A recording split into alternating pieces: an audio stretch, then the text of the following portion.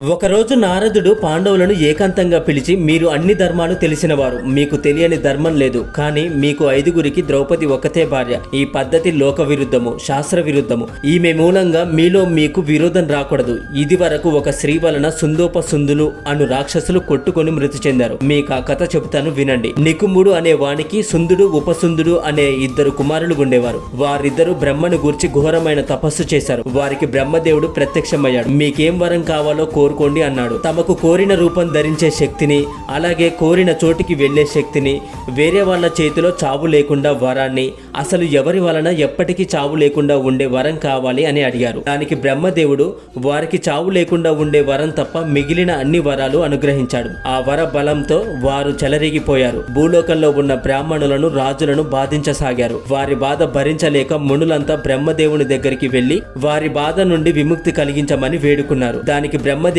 ఆలోచించాడు. వాళ్ళు వేరే వాళ్ళ చేతిలో చావు లేకుండా వరం అడిగారు, కానీ ఒకళ్ళ చేతిలో ఒకళ్ళు చావకుండా వరం అడగలేదు కదా అని ఆలోచించి విశ్వకర్మను పిలిచి ఒక అందమైన స్త్రీని సృష్టించమన్నాడు. అలాగే అని విశ్వకర్మ ఒక లోకోత్తరమైన సౌందర్యవతిని సృష్టించాడు. ఆ సుందరి పేరు తిలోత్తమ. ఆ తిలోత్తమ బ్రహ్మ ముందర నిలబడి తనను సృష్టించిన పనేమి అని అడిగింది. బ్రహ్మదేవుడు ఆమెకు సుందోపసుందుల గురించి చెప్పి వారిలో వారికి కలహం పెట్టి ఒకరిని ఒకరు కొట్టుకుని మరణించేటట్టు చెయ్యి అని చెప్పాడు. తిలోత్తమ అలాగే అని భక్తితో బ్రహ్మదేవుడికి ప్రదక్షిణం చేసింది. తిలోత్తమ అందానికి ముగ్ధుడైన బ్రహ్మదేవుడు తిలోత్తమ తనకు ప్రదక్షిణం చేస్తుంటే తన తలను నలుదిశలా తిప్పుతూ తిలోత్తమ అందాల్ని వీక్షించాడు.